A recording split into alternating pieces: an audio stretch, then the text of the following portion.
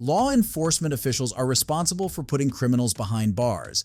But what happens when they're the ones who get sentenced to prison? Here are 5 times where corrupt police officers were sentenced in court. Our debit card was put in a machine and the money was taken from our checking account.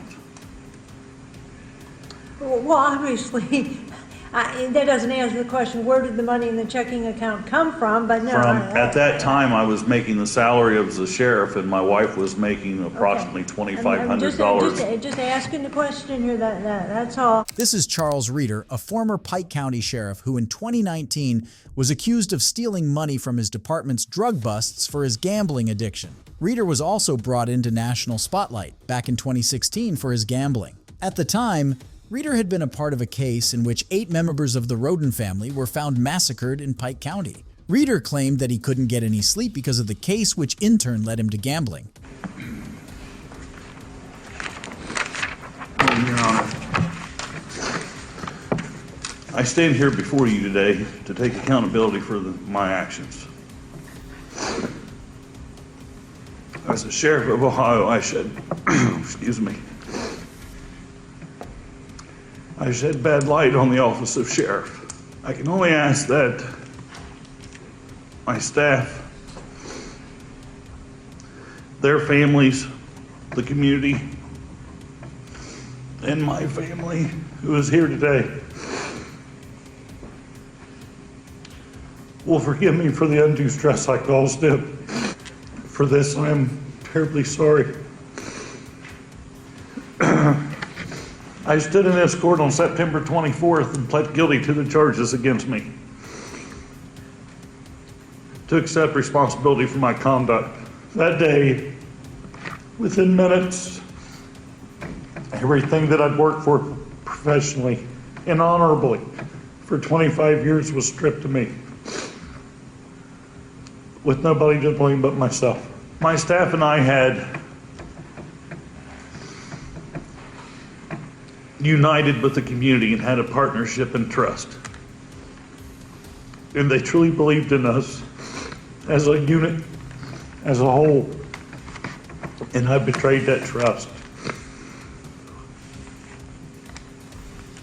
If I could go back and change it, I would 1,000,000 times. For this is not who I am. Never, ever did I imagine myself on the defense side of this courtroom that I've spent 25 years of my life in this county in law enforcement. As the sheriff, I gave my staff in this community all of me, every ounce of my being. You are aware, Your Honor, that this has affected my mental health as well as my physical well-being. There's nothing left for me to give or to take from me other than my freedom. I have, and I now pray that the court will find mercy on me. And I beg the court, if they see fit, to grant me community control, even with the strictest sanctions that I have proven to this court in the past 2.5 years that I can abide by. I am a good person who made bad decisions and choices. I can continue to be a productive citizen in this county and be in the community with the love that I have for my family, my friends, and my neighbors. I'm asking all this so that I have the opportunity to watch my son graduate from high school and attend college this year. My daughter, who's getting married in October, so that I can be there for her.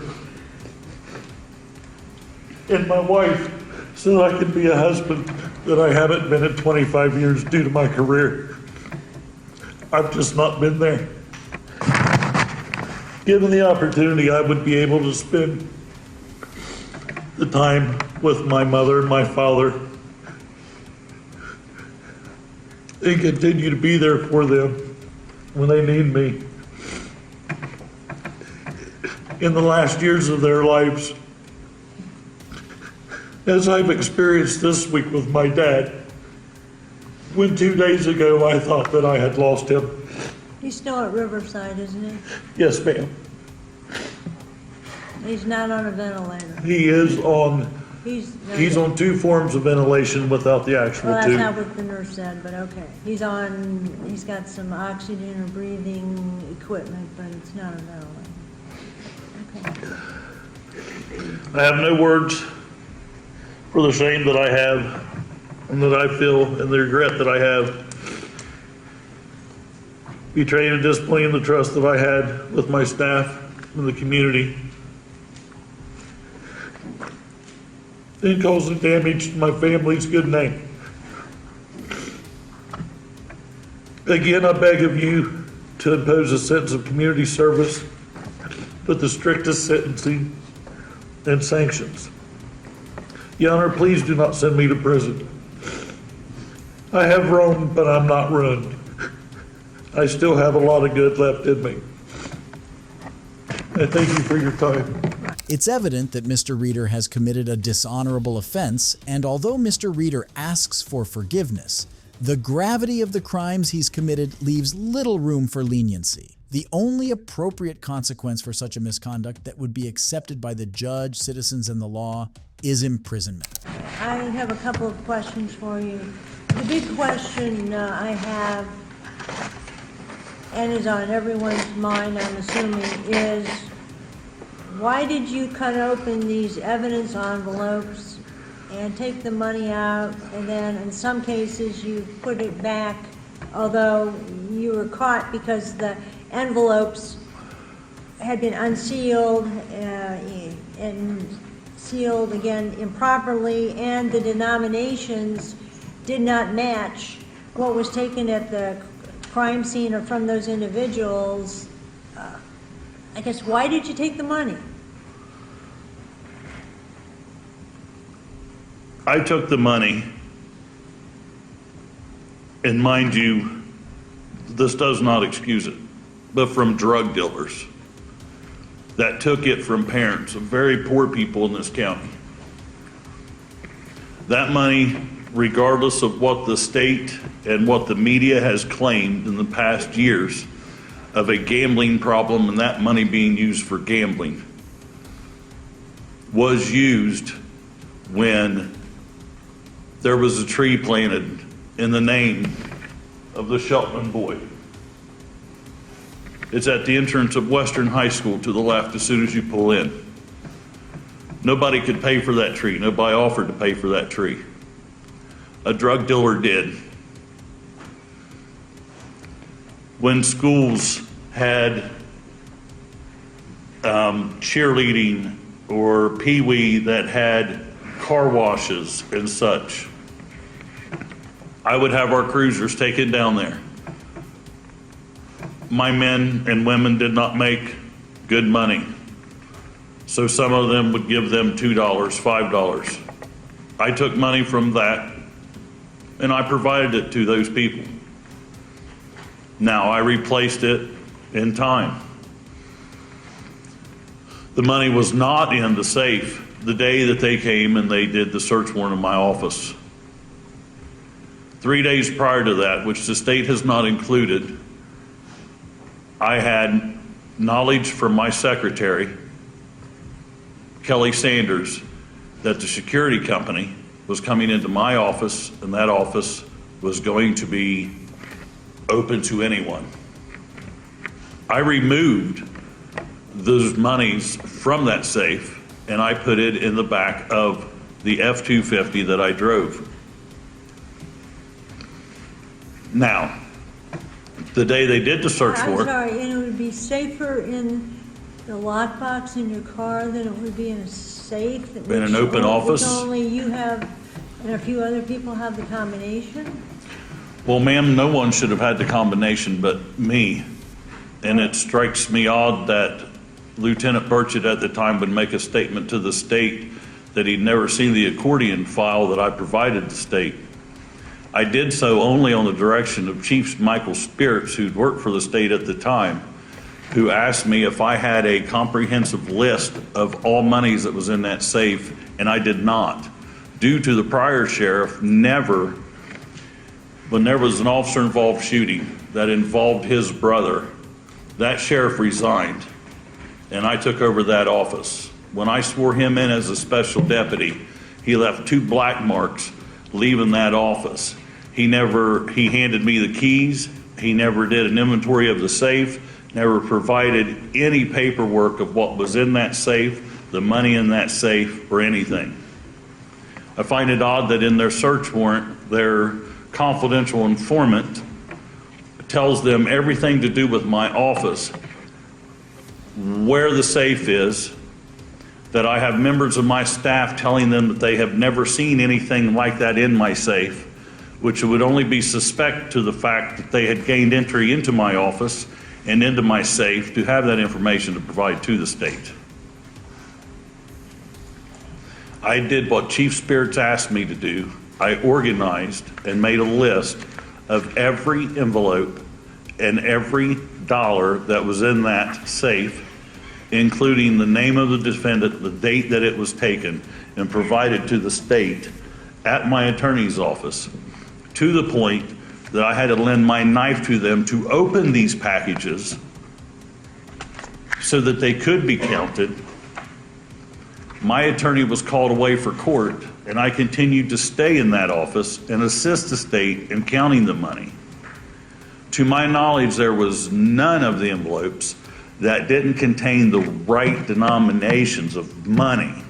Their discretion or their objective is that the money from a video that was counted appears to be different than money that was in the envelopes that they seen. Well, from the video, from the PSI, the video shows on different dates, officers counting out money. In one instance yourself, coming to $7,000, for instance, and then turning it over, and there was like $600 short. And ma'am, Your Honor, I advised my attorney I would take a stipulated polygraph on the $1,000 that I provided on that particular case, that the state now has a cashier's check for $1,000 for State versus Carter. At that scene on Rainbow Trail Road, I was with Lieutenant Burchett. It was videotaped. It was videotaped of Mr. Carter opening a locked door. There's a videotape that exists. Opening a locked door so we could prove that that door was locked and that Mr. Carter had a key. We entered that. It was being videotaped by Lieutenant Burchett. Mr. Carter pointed out where those funds were. They were in some sort of little container, if I remember correctly. They were pulled from that container and counted. They were taken to the back of that same F-250 and placed in the same lockbox in that F-250, where Mr. Carter got in the front passenger side of my truck with me. Lieutenant Burchett followed me in his vehicle directly to the office without stopping. We got to the office. I provided Lieutenant Burchett with the entirety of those funds. So where the $1,000 mistake comes in, I have no idea whether it was a counting error. I have no idea, but I would agree to a stipulated polygraph. But you pled guilty. I did, ma'am. Yes, Your Honor. And you're asking me, and I'm giving you the explanation. And I have paid the restitution. I understand you've given, yes, your attorney the But full that particular case, restitution that was owing in excess of $4,000. $4,850, Your Honor. That's been done today. All right, I want to go back to, all right, in the PSI, the pre-sentence investigation, it indicates what you're saying here as to why you claim you used the money for various charitable community things. And then, but the PSI officer notes that there's no documentation that you used it for those things. Right, I did not document those Okay, things. now, I want to ask you about this. All right, that's your statement, what you say you used the money for, and, okay, that's on record. But I do want to ask you some other things here. Okay, the majority of the acts in this indictment took place between June 2017 and July of 2008. June 2017 and September 2017. Okay. The state obviously alleges in their brief that particularly since you do not have any documentation of that you use this quote for charitable purposes. They secured your bank records and credit card records and all of that. And it indicates, did you lose $3,000 gambling at the Scioto Downs Racino between June 2017 and September 2017? Yes, not by myself. They have cards. And of course, again, Your Honor, I've pled guilty to this. But they have cards that you put in a machine. I can have a card in my name, and I can have a card in my name that my wife possesses. So I can be at one machine and she can be at the other. And the money that she spends and the money that I spend, they count on the same card and calculate the money as one. Now, the state has my financial records. They will see that when we are at those casinos, and I have not been to one since and will never be at one again, that the money was taken, that our debit card was put in a machine and the money was taken from our checking account. Well, obviously, that doesn't answer the question, where did the money in the checking account come from? But no. At that time, I was making the salary of the sheriff and my wife was making approximately $2,500 just asking the question here, that's all. a pay. Okay. Also, I want to ask you, in late June 2017, you took a trip to Reno, Nevada for the sheriff's conference, and then you withdrew $2,800 in an ATM. This is in addition to the expenses related to the trip for which you were not reimbursed until later. You see where the state believes that some of this is due to gambling. I mean, you're talking like over or almost $6,000 in a couple of months that you lost or expended on gambling. And at that point, we were making almost $11,000 a month. And that Okay. again was from my checking account where it should show my direct deposits, my wife directs deposits, and that it came from our debit cards where I retrieved that money.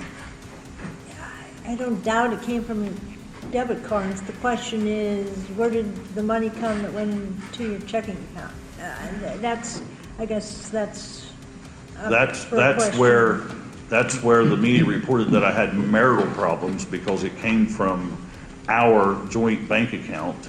My wife made very good money at the time, and I took that money and I gambled. Okay. All right. That's all the questions the court has. Thank you, Your Honor. Thank you. All right, I initially want to say, first of all, I have sentenced a number of public officials. Every case is different. No two set of facts are the same. In deciding what I believe is an appropriate sentence, the court has looked at the purposes and principles of sentencing. I've read over the briefs submitted by the attorneys. I've read over the pre-sentence investigation. You know what? I have one more question for you. Yes, Your Honor. Here it is. Okay. Now, the thrust of some of the letters, especially from Ms. Kraft, the licensed social worker. Yes, ma'am. Who didn't start to see until March 2019. Talks about the stress from all these cases, all these criminal cases, the Rodin murders and whatever. Did you ever tell your counselors about stealing from the evidence envelopes? Yes, we discussed that. I'm sure there was a lot of stress and sleepless nights you had in terms of your post-traumatic stress syndrome or your anxiety caused by the fact that you opened up these envelopes and took money that didn't belong to you. Yes, Your Honor. I was being treated since 2013 for those conditions, and it progressively got worse. Well, Now, it got worse during the time period in which these offenses occurred, and in 2016, starting the investigation of the Rodin homicides. But I wanted to ask you that because from what I can tell, the social worker never mentioned anything in there as a stress factor. She just focused on your police work. And I would think, as I said, if you committed a Your Honor, series of thefts, wouldn't that cause stress? No, Mr. Bolger, let him talk. I didn't want him to interrupt you, Your Honor. Oh, Yeah, okay, go I ahead. apologize. No, go ahead. I believe in the last letter that she provided, she spoke of the court cases and the stress and things that I was encountering because of that as well. I'm unsure. I believe I provided that to my counsel. Yes, but that's again, in terms of the stress over this case, which has caused, I'm sure, untold trauma for you and your family. It's always the unintended innocent victims, the families, that actually suffer the most. In 2020, the accused, Mr. Charles Reeder, faced a series of felony charges, including theft in office and tampering with evidence. Accepting the responsibility for his crimes, Charles Reeder pleaded guilty. Then, in a decisive courtroom moment on March 24, 2021, in Waverly, the judge sentenced Reeder to a total of 3 years in prison. 1 year for the 2 counts of theft in office, and 2 years for the 2 counts of tampering with evidence. But if you think that it's the end to such horrendous cases, then you're in for a surprise with the case of Police Chief Scott Gardner. Yeah, it's been 2 years since I've been able to talk about this, and I greatly do apologize. I apologize, first off, for wasting the court's time, wasting the state of Ohio's time. It was never my intention to have this underreported. And as Ms. Hibbert expressed, as soon as I found out what was happening, and the state makes the allegation of why I did it after the subpoena. Well, I didn't know there was anything wrong or going on until I received the subpoena. This is Scott Gardner, aged 49, a former East Cleveland police chief who was indicted in August 2022 on various counts, including theft in office, telecommunications fraud, and tampering with evidence. In the summer of 2023, he was re-indicted, and prosecutors added counts related to filing fraudulent tax returns, money laundering, and new theft offenses. Mr. Gardner is sorry for what happened. He absolutely is remorseful. This has been very, very difficult for him. He has asked me on a number of occasions, what am I going to do? I have to make sure that this never happens again. Like it worries him. He doesn't want to engage in this sort of behavior. He doesn't want to be seen as somebody who would steal from the state of Ohio. Mr. Gardner is a person that cares about others. I can say that from my personal experiences with him. I can say that from the way I see him interact with others. He is a very kind man. He is generous. He would help anybody with anything. He really would. It's just his nature. I know I had said it before, but just as generous as Mr. Gardner is with others, he would pay for things for others. You saw that in the letters. He would buy other people things if they needed them. He put his own money into the department. He put his own money into the FOP. And maybe some of the money was that. But Mr. Gardner is, not only did he do those things, but he is trying to pay that back. And he's paid a significant portion of that back. And he will continue to make payments on that. He is dedicated to doing that. He's dedicated to taking care of his responsibilities. And he cares about other people. Him attempting to be a cheat or a thief or anything of that nature is not his intentions. It's really not. Mr. Gardner is a caring person, and I think that he is going to now tell you how he got into this situation, and he would like to apologize to the court and the state of Ohio. Your Honor, thank you. Yeah, it's been 2 years since I've been able to talk about this, and I greatly do apologize. I apologize, first off, for wasting the court's time, wasting the state of Ohio's time. It was never my intention to have this underreported, and as Ms. Hibbert expressed, as soon as I found out what was happening, and the state makes the allegation of why I did it after the subpoena. Well, I didn't know there was anything wrong or going on until I received the subpoena. I immediately took action. I fully acknowledge that money is not my money. The money was accepted, as I've learned, that I should not have accepted or kept. So I fully acknowledge that, and I fully prepare. Since that time, I've had certified public accountants filing my sales tax with the interim of my CPA actually firing me because of this incident recently, but my intention is to make certain that this does not occur again. This is not who I am. This is not what I want my perception to be for the remaining time. And I appreciate the time, Your Honor, for me to be able to speak. I want to be real clear, Mr. Gardner, because I don't want you to have any false impression about the impression that you've made on me. This isn't just reckless on your part. I don't believe that for 1 minute. Not for 1 second do I believe that you're just a poor bookkeeper. We're talking about a factor of over 10. You paid $1,000 when you were supposed to pay $12,000. You paid $3,000 when you were supposed to pay $49,000. That's not an oops. That's not I just am a sloppy bookkeeper. That's a person who essentially was, and maybe Ms. Hibbert is right when she says that you did good things with some of that money, but you were essentially robbing from Peter to pay Paul. And I don't buy the argument that it was just an oversight. And as soon as it was brought to your attention, you said, oh my gosh, let me correct this. I believe you believe that you could just do this, get away with it, nobody would notice. But for the phenomenal investigative work done by the agents who testified in this case, I think you never would have paid this money.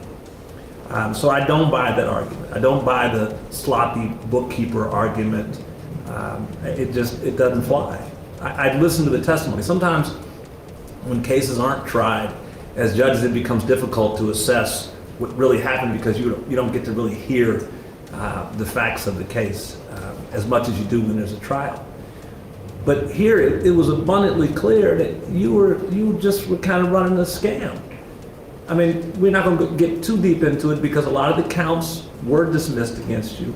But there was an awful lot of testimony that I heard that signaled a guy who was willing to cut corners. That's who you are. I mean, let's not kid ourselves, right? This is your third time in a courtroom, or is it fourth? Third or fourth time? Third, Your Honor. All right, so we have two separate instances where you've been charged with this sort of behavior, right? The first time it happens, you might say, oh my gosh, whew, here I am, a police officer. I've been charged in Portage County for misconduct revolving around a cigar shop I own. You might say, well, you know, I'm a fine police officer, but I'm a bad cigar shop owner, operator. I've got to do better. Then you get another case and you say, oh my God, I can't believe this happened again. I've got to do better. Now a third time and we're supposed to write that off as just another oops. That's nonsense. I don't buy it, not for 1 minute. That's not to suggest that Ms. Hibbert is wrong when she says that there's good in you. I'm certain that it's true. But you were stealing. To come in here and say something else is somewhat offensive. In the end, though, what you pled guilty to was a single fourth-degree felony with a presumption in favor of community control.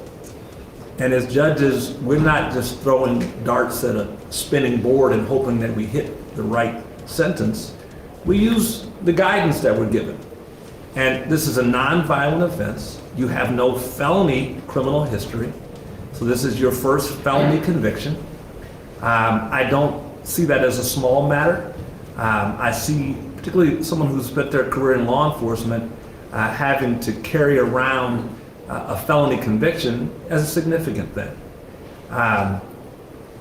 So although I'm in no way fooled by your story of the hapless business owner who just can't shoot straight, I'm not going to overreact and incarcerate you today. I don't believe that police officers, when they commit crimes that are really unrelated to their business, ought to be treated more harshly than, say, a butcher, a baker, or a candlestick maker.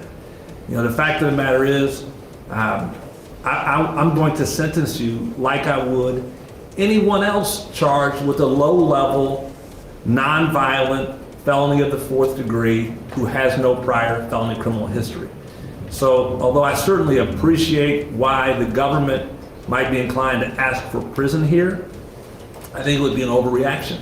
I think it's unfair to people who have committed their lives to law enforcement, which is a real honor to be able to say that my job is to protect and serve the community. I mean, that's a real honor. But I don't think that the payback for having committed yourself to a life in law enforcement is for judges to immediately send you to prison and apply some sort of police officer specification. That means whenever a police officer commits a crime, they have to go to prison when another person wouldn't. I don't think that's appropriate. So I'm not going to incarcerate you, even in the face of your foolish explanation as to why you did this. You need to take some time while you're on probation and do some soul searching and figure out what your life plan is going to be. Because cutting corners and running raggedy businesses where you steal from the state hasn't worked for you. You're now a convicted felon. Here's where it gets a little bit more interesting. Now that you are a convicted felon and you're about to be on probation to me for the next 5 years, if I even get a whiff, a sniff, that you're cutting corners out there in the world, that you're running some kind of a business and maybe not doing the things that you're supposed to do, that maybe you've put a business in someone else's name and you're teaching them how to cut these corners, if I find out about it, you're going to prison. Do you understand me? Yes, Your Honor. Is there anything unclear about that? No, Your Honor. You're going to have to pay this restitution. You will be responsible for, what is it, $149,000? $149,954.50. That restitution will be a condition of your community control. If I sent you to prison, it would make it more difficult for you to repay that debt. So that's one of the other benefits of you being able to be in the community. And in addition to that,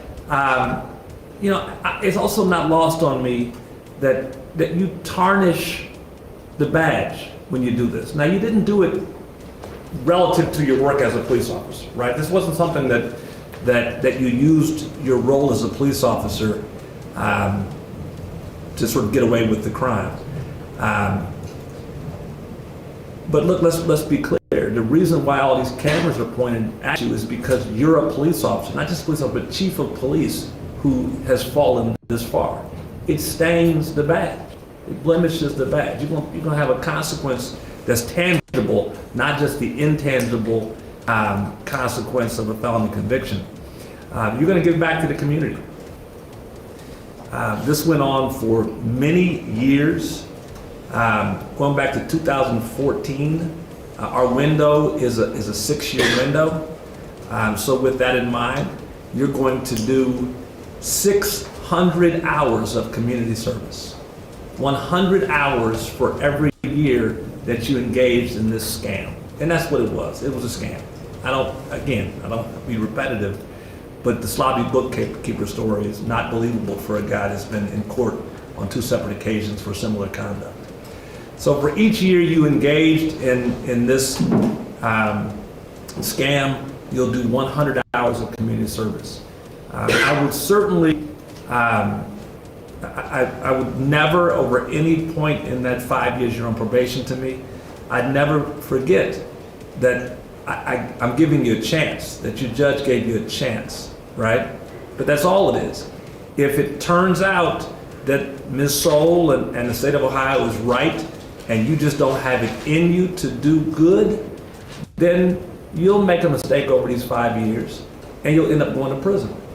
On the other hand, I hope that just like me, on some level, the state of Ohio is rooting for you to do well, right? The goal of this is to see people not recidivize. The goal of this is to correct behavior. And there ought to be punishment. The punishment is the 600 hours of community service. But the hope is that over the course of the next 5 years, even if it's only out of fear, the state of Ohio won't have to worry about you stealing from the state anymore because of that heightened anxiety that your freedom is at stake. Do you understand? Yes, sir. Normally, it's the court's inclination to create incentives for people to do well on community control. And so I always look for ways to consider terminating community control early. So I would commonly put people on maybe 5 years of community control, but I'll say, look, if you can show me a year of sobriety 12 straight months, we'll terminate your probation. But I want you to understand, I'm not going to do that in this case. I want there to be some certainty that you're being supervised for as long a period of time as I possibly can. So that's the maybe the one dissimilarity to the way I'm treating you and I might someone else.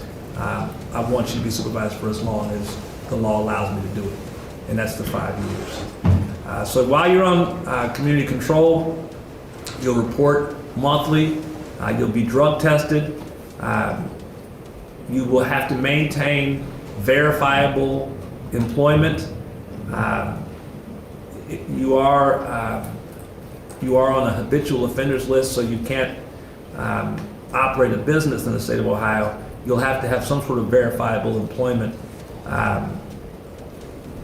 I'll give you some flexibility there because I understand that you are retired, but there's going to have to be some work. You'll have to show that you're doing some work in addition to just the community service. As I indicated, you will be drug tested.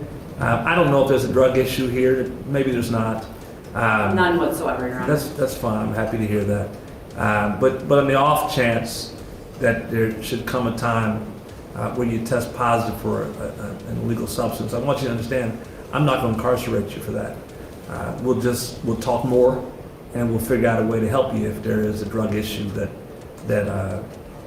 should arise. And to that end, I want you to be forthcoming with our probation department. If there are issues that you have that maybe haven't been addressed in open court, maybe they're too private to discuss in open court, discuss them with your probation officer. Develop a relationship with the probation officer so that you can speak with that person. We have a fantastic probation department. Bless you. I certainly hope that you're able to pay this money back. I don't want you to think that just because maybe on some level I've had some harsh words for you, Mr. Gardner, that I want to see you do poorly. To the contrary, my hope is that this sentence will have the net effect of you doing well and extricating yourself from the system and never having to go through this again. Do you understand? Yes, Your Honor. Ms. Sowell, anything else on behalf of the state? No, Your Honor, we would just ask the journal entry to reflect the restitution amount. It will be in the journal entry. Thank you. Ms. Hibbert? Nothing, thank you, Your Honor. We're adjourned. All rise.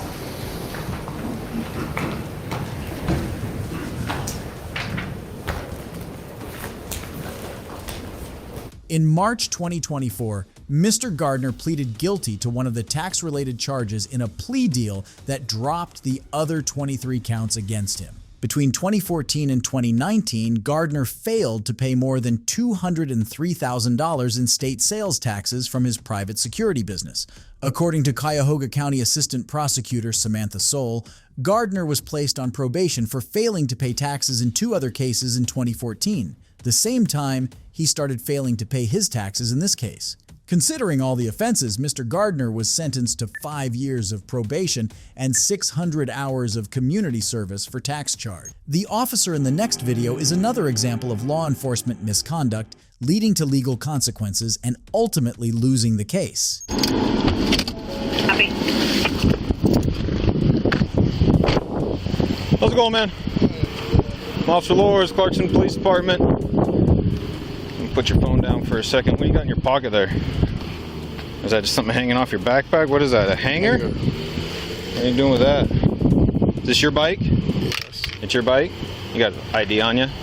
Why do you need my ID? Because somebody saw you looking at cars, so I'm here just checking to see what's going on. You got ID on you? Yeah, I do, but did I do anything? Yeah, I'm figuring that out right now. I'll take a look at your ID, though. You don't need my ID unless I did something. Okay. Unless you're taking me in for something like that. Turn around, put your hands behind your back right now. For now! What? For what?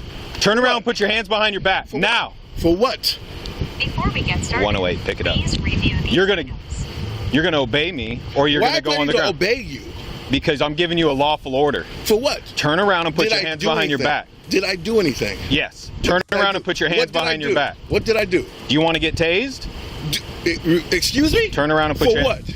Do you know I work here? Turn around and put your hands behind your back. Do you know I work here? this is my bike? Okay. So what did I do for you to approach me and then tell me that put my hands behind my back? Sir. What are you arresting me for? I'm not arresting you. Right now, you're not cooperating with For me. what? And you're getting agitated. You asked me for my ID. Right. I don't have to give you my ID Okay. unless I've done something. What have I done? Turn around and put your hands behind your back. For what? Are you arresting me? And for what I'm purpose? detaining you. Detaining me for what? Why are you detaining me? You're not even listening. What did I do for you to detain me? Turn around and put your hands behind your back. Was there a report that I stole something? Yes. There was a report that I stole something. Turn around. You just said, hold on. Stop, Dick. Stop. I can Stop. get my phone out. Stop. Wait a minute. Why are you putting your hands on me? Stop. Why are you putting your hands? Hey, why are you stop. putting your hands? Stop. No. Stop. What? You're gonna get Why are you tased. putting Stop. your hands on me? Stop. Why are you putting your hands on me? Stop. Stop resisting. You are Stop. attacking me. Stop resisting. Call from you vehicle prowling. You match the description. Stop Oh, resisting. black guy vehicle prowling? You need really? to chill out. Stop. Was it a black guy vehicle? Stop. Why are you trying to take me down? Why are you fighting? Stop. You are trying to force Stop. me. Take me down for no Stop. reason. You're pushing. Stop. Pushing what? You need to stop. Stop. I know my rights. Okay. Stop. I know my rights. Stop talking and stop fighting, or we will use force. You're using force now. Stop. We haven't even started. Oh, and I have to tell you. Yes, John. Stop. Record this. This officer apprehended a black man for attempting to get on his motorbike, claiming the man was pretending to have access with keys in hand. The suspect repeatedly asked the officer to state the reason for the arrest. A struggle ensued as the suspect resisted the unnecessary arrest, prompting the officer to tase him. This excessive use of force led to the officer being sued. Additional units. Why are you detaining me? Put your hands behind your back. Why are you detaining You me? match the description of a vehicle prowl suspect. At this time, you're being detained. Detained for what? What did he do? What did I do? Stop. I just told you. What did he do? I didn't You're a do vehicle anything. prowl suspect. I'm not a vehicle. Stop resisting. Okay. Okay. You're under arrest for obstruction. Obstructing what? Obstructing what? Ah! Ah! Ah!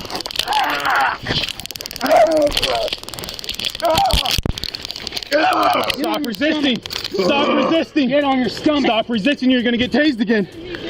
Roll He's a over. vehicle prowl suspect. Is he? Yes. Stop resisting. You're gonna go. Or you're gonna get tased Get on again. your stomach. Work here. I just got out of work. You got a wallet on you? Yep. You got ID? Yep. Where's it at? This is my wallet. Where's your wallet at? This is my pocket. Which pocket? And unless you just take me out. Right now, you're under arrest for obstruction Obstruction and of resisting arrest. What arrest for what? Arresting me for We're what? not gonna argue right now. Arresting me for what is the problem? Get him out of here. Yeah, what you arresting me for? Stand up, man. That's first. Obstruction. Obstructing justice. Obstructing what? Huh? Obstructing what? Getting on my own bike? Getting on my own motorcycle? Everything's being audio and video recorded. That's good. Cause it'll be good for the lawsuit. All right, I'm gonna do this one. Okay. Get this off of here. Put them in your car and transport. That way I can get everything else done here. Come on, wait. Have a minute to get us up to jail. All right, come on. The officer in the next clip faced a significant legal battle after a wrongful arrest. The resulting lawsuit was substantial, and he ultimately lost the case.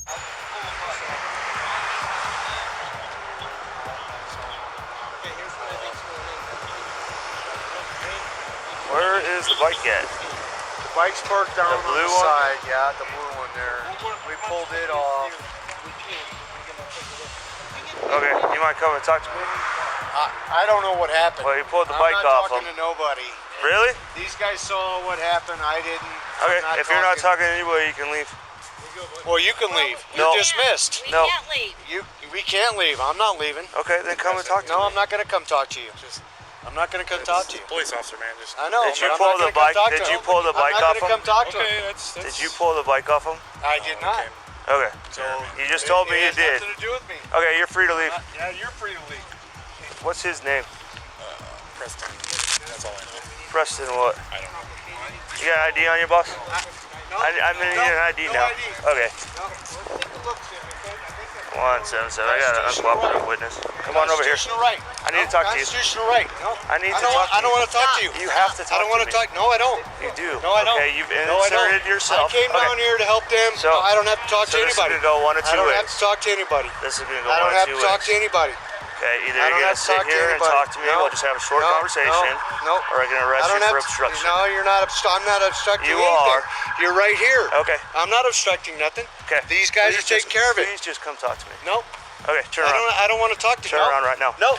Nope. Turn around. Videotape this, Sherry. I'm already doing it. No. It's right here. No. Turn around. No, you're wrong. Turn around. My constitutional rights. around. I don't have to talk to you. I don't have to around. I don't have to ID myself. Turn around. He's being Turn around. fucking lover cop. Yeah, he is. You might I back it came up. down here to help. Just back it up. I don't know what Back it up. happened, Back and I'm up. telling him that. I'm telling him that. I Put don't your know what hand. happened. Put your hand Why behind your does he back. want to talk to me? I'm not telling you again. You're being a little, Preston, bit of a dick, man. put your hand behind your back No, now. no, you're being wrong. Put you your don't hand. You're being wrong. He's gonna- Videotape this, Sherry. He's gonna get you if you don't put your hand on Videotape it. this Hey, shit. What are you fucking with me for? What are you fucking with me for? What are you fucking with me for? What the fuck are you fucking with me for? I had nothing to do with this. This is fucked up. Ow! Fuck you! Videotape this, Sherry! This is fucked up! I'm not obstructing justice. I didn't want to talk to you. I didn't have to talk to you. You did. That's We have my another fucking unit. rights. Put me on. Bullshit. This is bullshit. This is total fucking bullshit. I gave you plenty of opportunities. No, I didn't want to talk to you. I didn't have to talk to you. I'm going to sit you up. That's my constitutional rights. I'm going to sit you up. That's my constitutional rights. This is fucked up. Tuck that knee in. This is fucked up. Bring this leg in so you can sit down. This is fucked up. This police officer harassed and, with the use of force, arrested an innocent citizen who clearly knew his rights. Despite the citizen's demands for a proper basis for the arrest, the officer proceeded with the wrongful arrest. This incident led to a massive lawsuit against the Loveland police, which they lost, resulting in a payment of $290,000 in damages. We tried to... Your shoulder's fucked up. You're fucking with me. We're coming with my car over here. There's no reason for this. There's no reason for this. Get my phone, Sherry. This is fucked up. Videotape this shit. All you had to do was talk to me. I didn't want to talk to you. I didn't have to talk to you. Doesn't matter. I didn't have to talk to you. I don't know what happened. He came over. We saw him down. I came to help him get his fucking bike up. Okay, and that's what I need to talk to you. That's right. So if you've So inserted uncuff yourself, me and fucking let me go. if you've inserted yourself, you need to talk to me. I don't You're need to talk to obstructing you. an investigation. I'm not instructing You are anything. under arrest for obstruction. I'm and not now for obstructing it. resisting. I want to talk to your fucking supervisor. I want to talk to your I'll have a meeting with supervisor. the police department. Right? No. I want to can talk to him right fucking now. You can talk to him before you go to jail. I'm not going to jail Yeah, for you are. shit. I didn't do anything. I helped the guy get his bike up. That's why you need to talk to I'm me. obstructing? Bullshit. Bullshit. Bullshit. Go ahead and have a seat. No. Let me go. I'll get in. You don't have to force I'm me going to double lock your cuffs. You don't have to force me in. I'll get in the fucking Go car. ahead.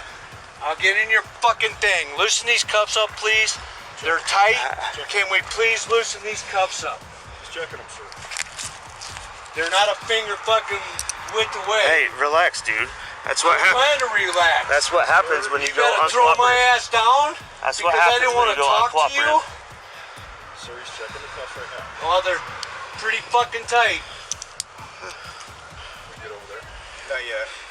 So the bike has been moved over there. Yes, sir. Over here? I Yep, had that's that nothing to blue do one. with that. I came out to help my friend. Okay, and that's why you needed to sit there and talk to me. Yeah, well, I didn't need to sit there and Yeah, talk you because did. I didn't see what happened. I didn't witness what happened. Well, you obviously did because I you didn't. came out and helped him.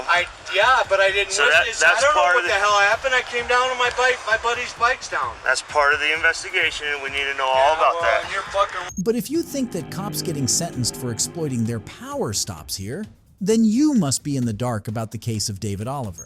Mr. Oliver, you did stipulate to the facts in this matter. I did. The facts as they were written on paper by other officers. And I want to stay with a no contest plea, Your Honor. I'm doing it with a clear mind.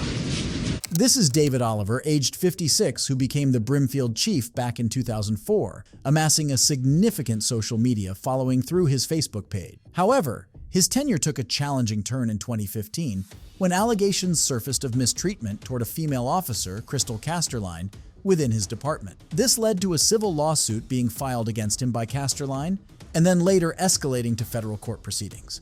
Ultimately, the case was dismissed in 2017 following a settlement agreement. Nonetheless, Oliver found himself entangled in further legal proceedings related to his involvement in the scandal and an attempted theft in office. Mr. Oliver, I'm going to ask you some questions. I'll need you to answer yes or no. How will you please stand? Judge, you want us at the podium or? Please stand right there, guys.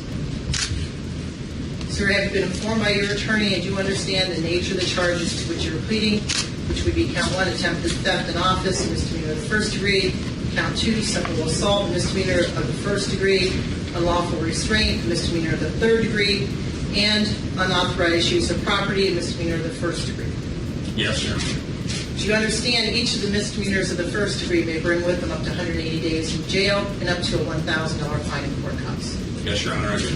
Do you understand the misdemeanor of the third degree may bring with it up to 60 days in jail and up to a $500 fine in court costs? Yes, Your Honor, I do understand. Sir, do you understand you do have a right to a trial in this matter, either to the court or to a jury? Yes, Your Honor, I do understand that. Are you waiving that right today, sir? Yes, ma'am. And sir, did you sign a certain waiver right to jury trial? Yes, ma'am. And did you do so voluntarily? Yes, ma'am. Sir, do you understand you have the right to confront and cross-examine witnesses against you? I do understand that too, Your Honor. Are you waiving that right? Yes, I am. And sir, do you understand you have the right to subpoena witnesses to come in and testify on your behalf? Yes, ma'am, I understand. Are you waiving that right? I am, yes. And sir, do you understand it is the obligation of the prosecutor's office to prove you're guilty on that? Yes, ma'am. Are you waiving that right? Yes, ma'am. And sir, do you understand you're not required to testify against yourself? Yes, ma'am. Are you waiving that right? Yes, ma'am.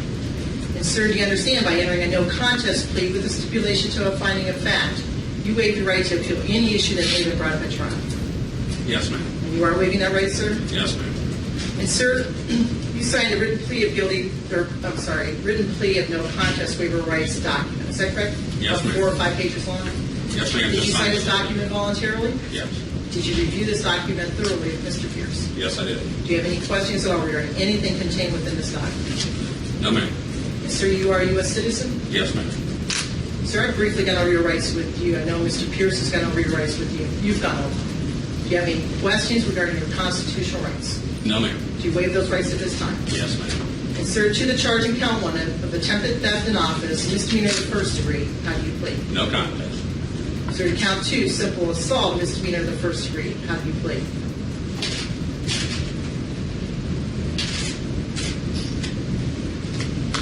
No contest. Count 3, unlawful restraint, misdemeanor of the third degree, how do you plead?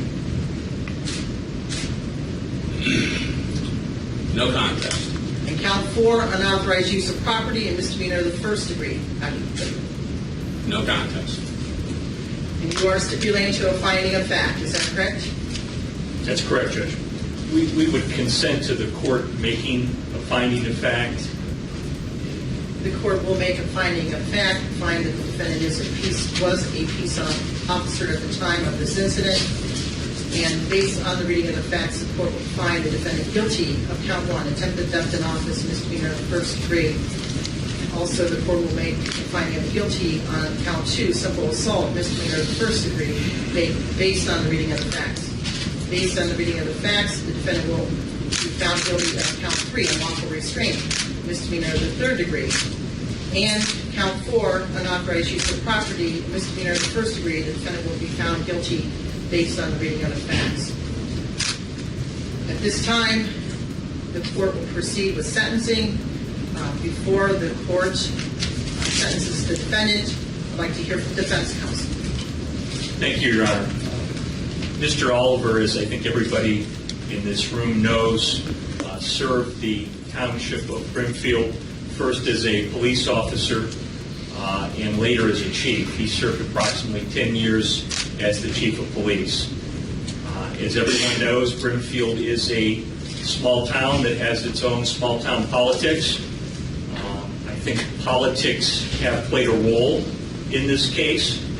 And Mr. Oliver is at a point where he has decided that it would be in his best interest, in the best interest of his family, to resolve these matters with no contest pleas to misdemeanor offenses.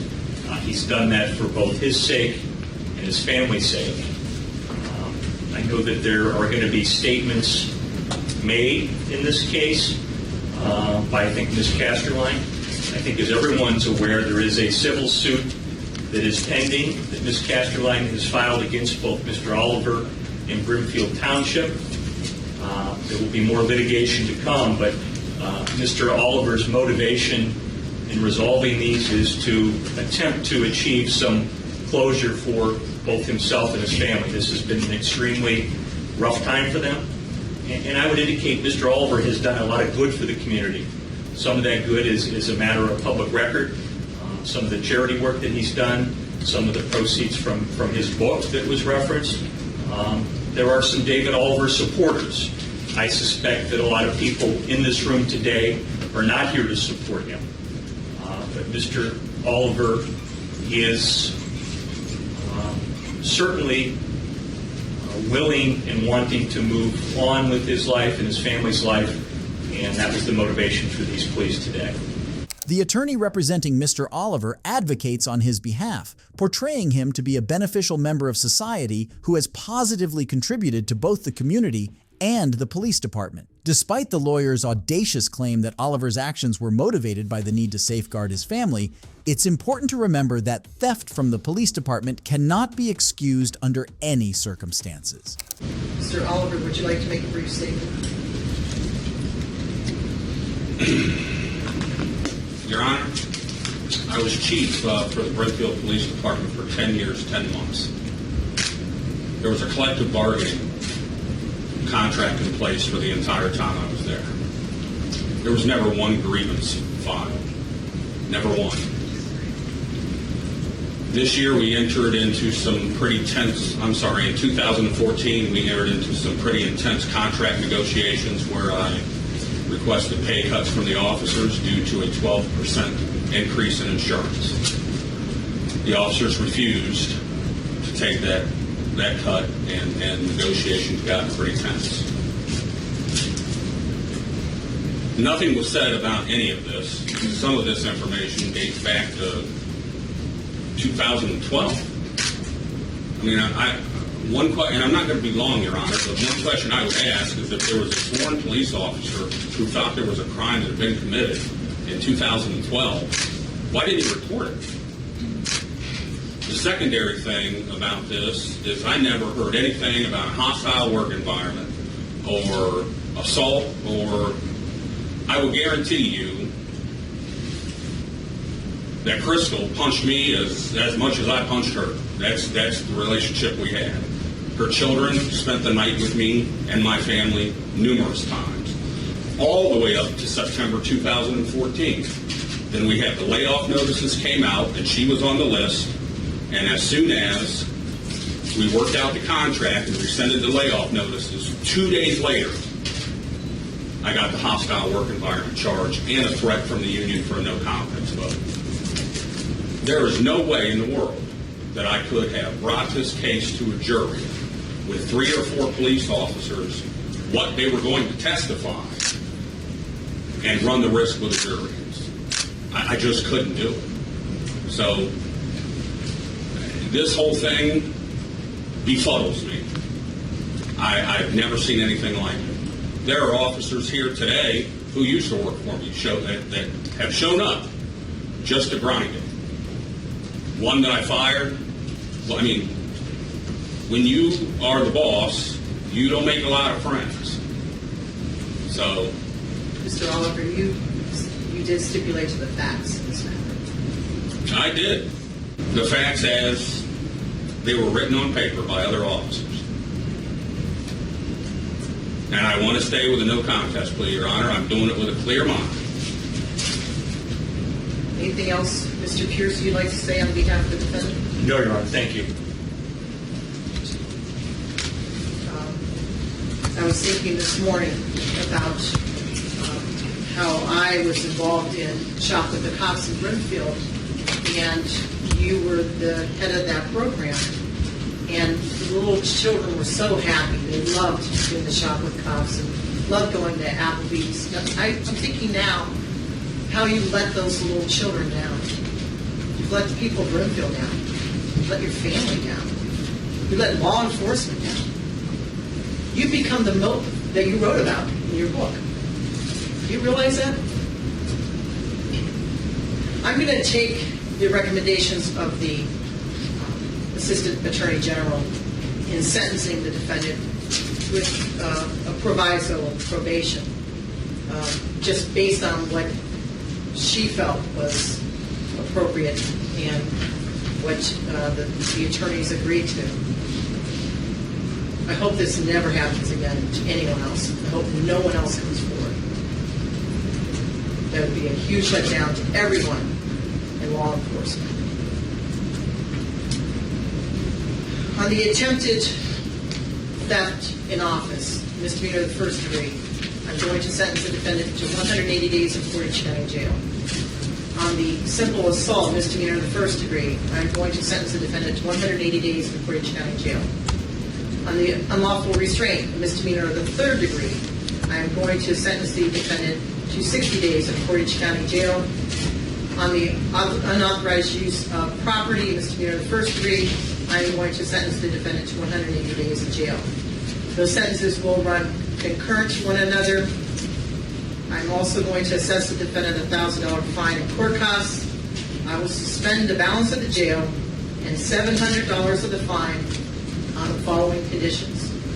First, you will be placed on basic probation here in Portage County for a period of 24 months. Second, you will pay your court costs and fines within 24 months.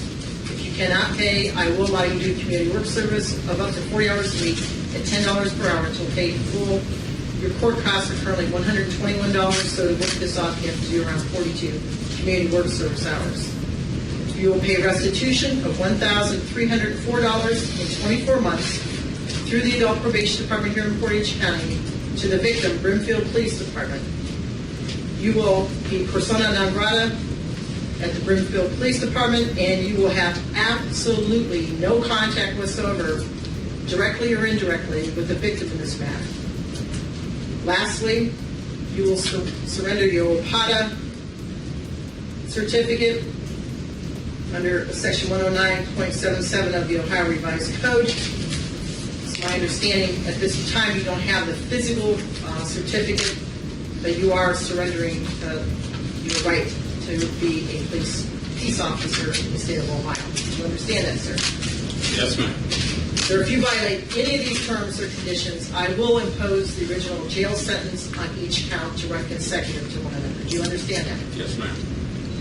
Anything else at this time, Mr. Pierce? No, Your Honor, thank you. Anything else, Mr. Tomorrow? Not from the state, thank you. You'll need to go over to the Adult Probation Department today and sign up with the Probation Department.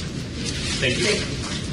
David Oliver repeatedly shook his head, took long pauses, and was clearly hesitant before he finally entered a plea of no contest to 4 of his misdemeanor charges, including 2 connected to the mistreatment of the female officer. Portage County Judge Lori Pittman sentenced him to 2 years of probation and ordered the suspension of his law enforcement certification, effectively prohibiting him from working as a police officer in Ohio ever again. But the corruption, misdemeanors, and the act of misusing authority by the police don't end here. Next is the horrendous case of Daniel Saylor.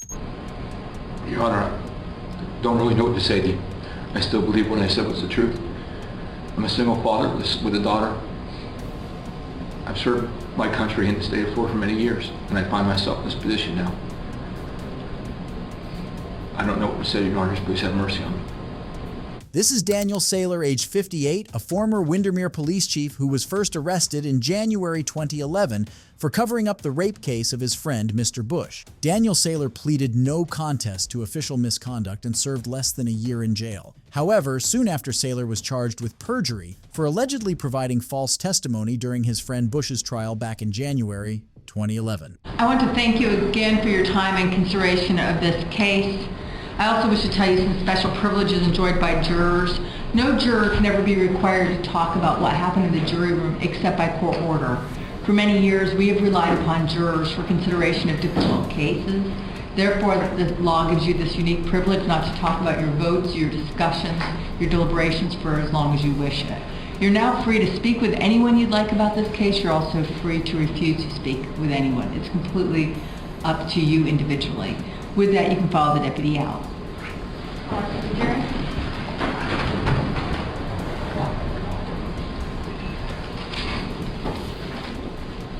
Any legal reason we cannot proceed to sentencing? State argument as to sentencing.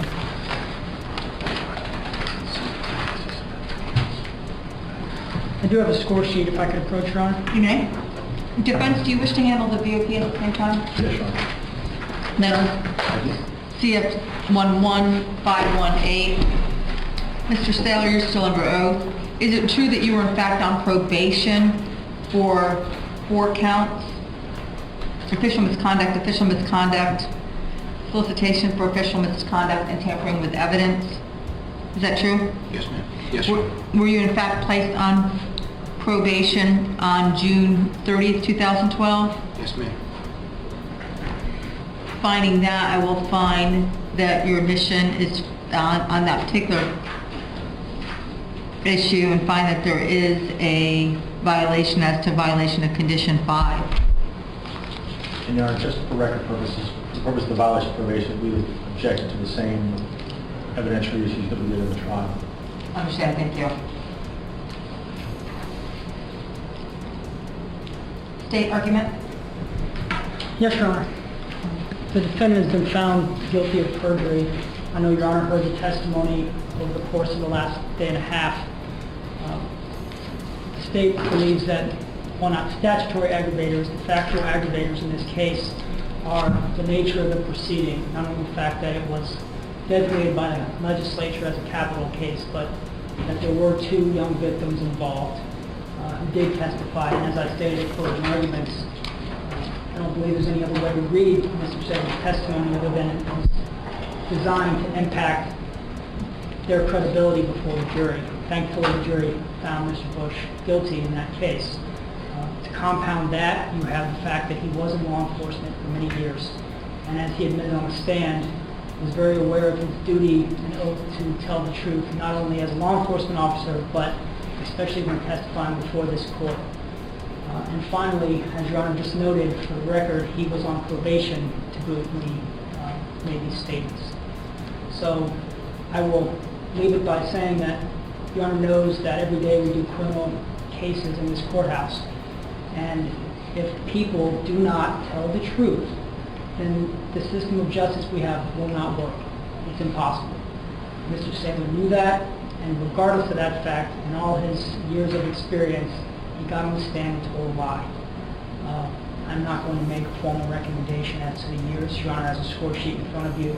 You know what he scores. The state would just ask that Your Honor weigh the testimony and evidence in this case and render an appropriate sentence. Thank you.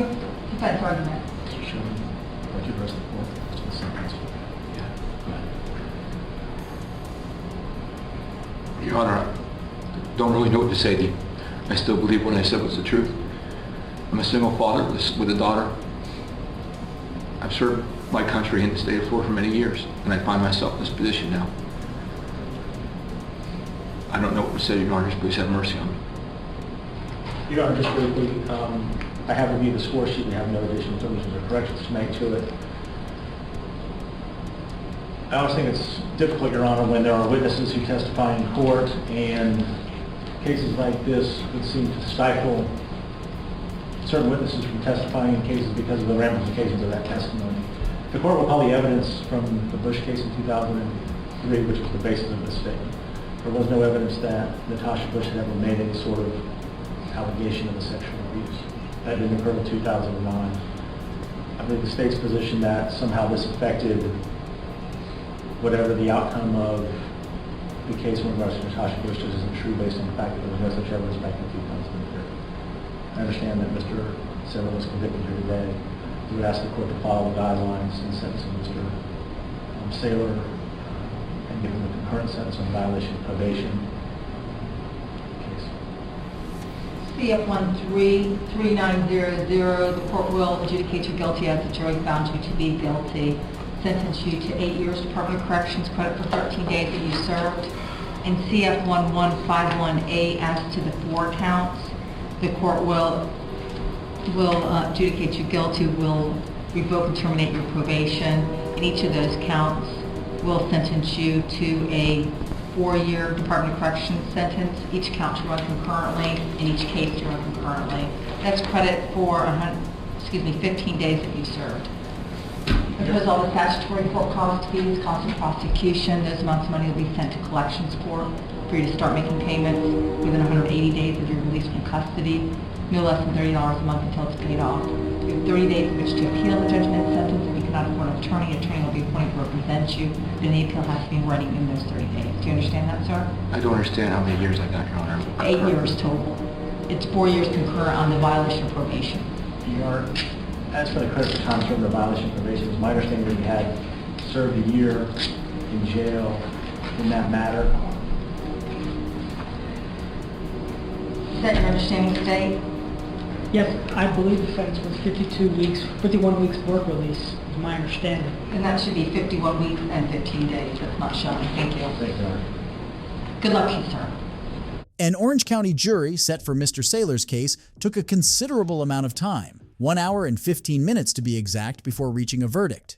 The nature of his offense left little room for doubt, demanding a verdict that would serve as a firm example. Mr. Saylor was sentenced to 8 years in prison, and he was escorted to Orange County Jail to serve his time. Thanks for watching. If you enjoyed this video, don't forget to like and subscribe to the channel for more videos.